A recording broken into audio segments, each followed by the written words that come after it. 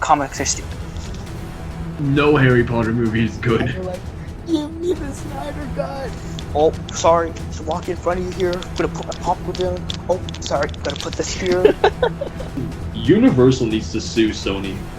Hey, I'm an idiot. I was fired from Fox. Let me go. I'd like actually to see Venom just crush Spider-Man. Hello everyone, so I'm back today, and I wanted to talk about this really interesting study done by reported on by the Wall Street Journal, done by Ampere Analysis, which I thought was very interesting in terms of what it is and what it presents in terms of streaming services. So the first chart I wanted to talk about in terms of the study was the movie releases by distributor, which you can see on the screen now. You of course see, so this is of course, according to the study itself, scripted English language movies, first released between January 2016 and March 2020. We obviously know now that Sony and the Disney and Fox are kind of combined, but in the case of this chart, because it goes all the way back to 2016, of course, when Fox was its own thing.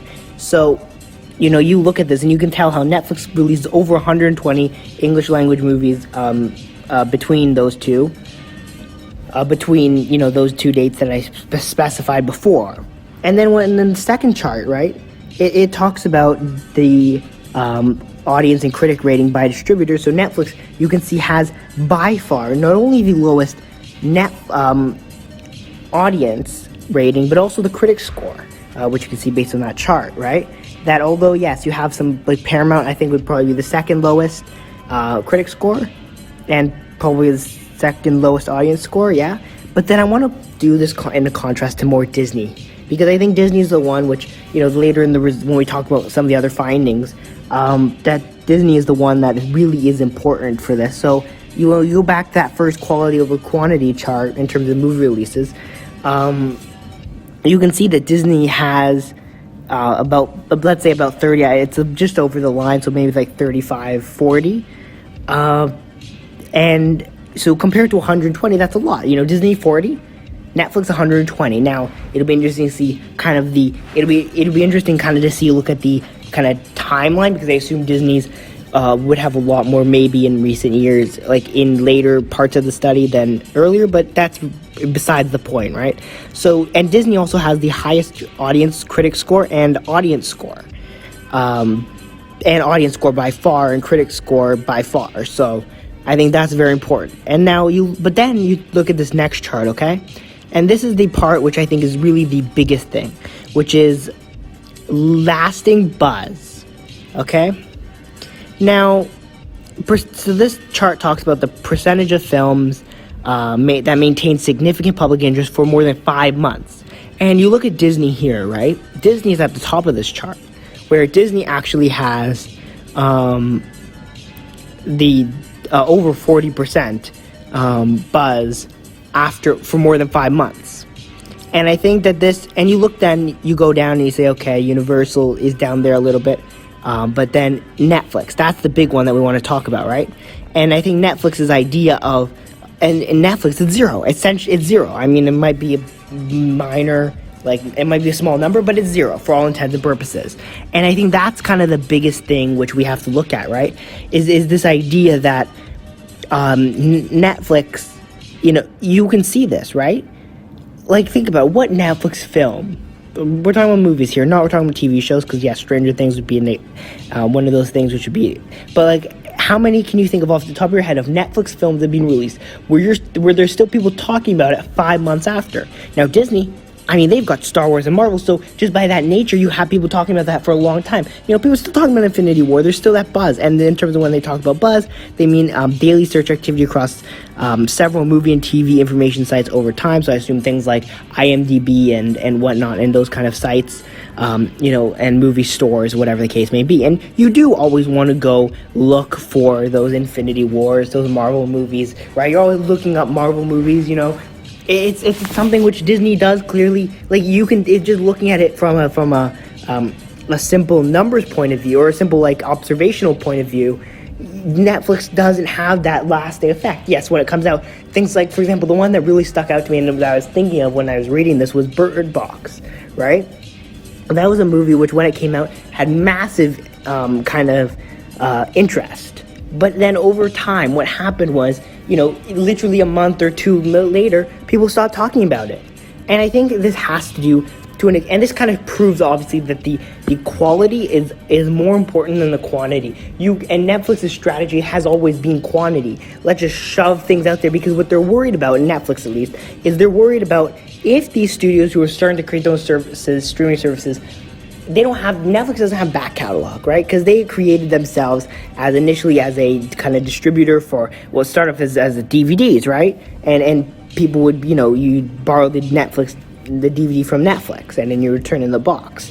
And now Netflix is kind of then became a place where you can see, which is an alternate to cable, where you could see all your favorite movies on one kind of place, right? Your favorite movies and TV shows, and they would just be licensing movies, and you'd be able to keep them watch them for a little bit, then they'd go away, then they come back, right?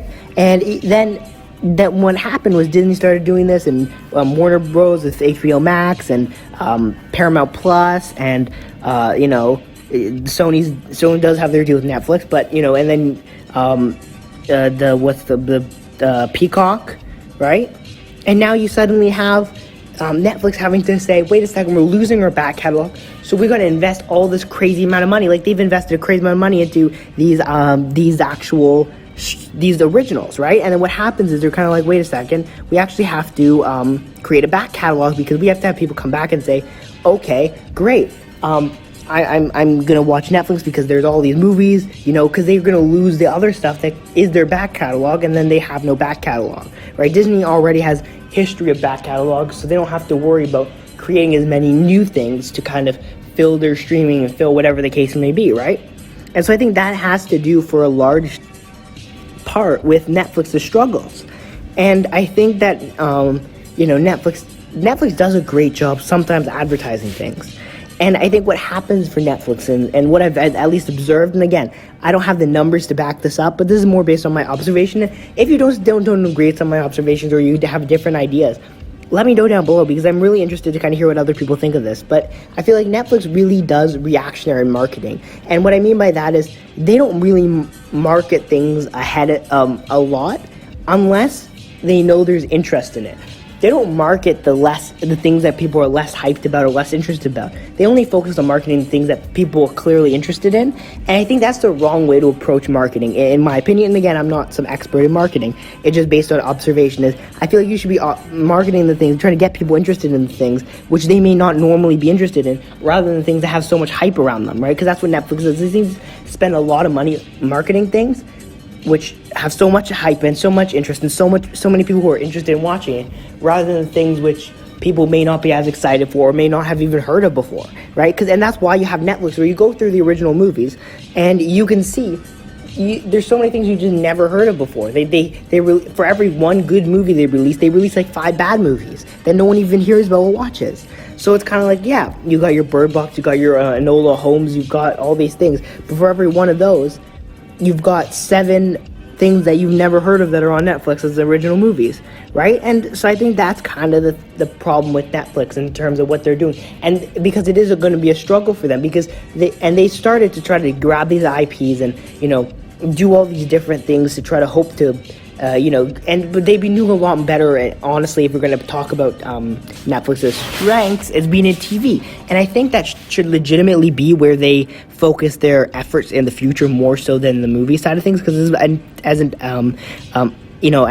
interesting as the movie side of things is for Netflix, I think they clearly are much more suited for the TV side, because they've done a lot better job with it than the movie side. When you have, because they've been doing, you look at Stranger Things, Umbrella Academy, all these different shows they've done, which people really have been, even You and all these other things, have been really interesting for people, and people really been interested in kind of, watching them. So I think that's where they should kind of aim their focus, I guess. Because I think that would be really, really good for them. But yeah, that was a very interesting study, which I wanted to talk about. But I want to know what you guys think down below of this study, and what was found, at least in this, according to the Wall Street Journal. Because this is something which I find very fascinating.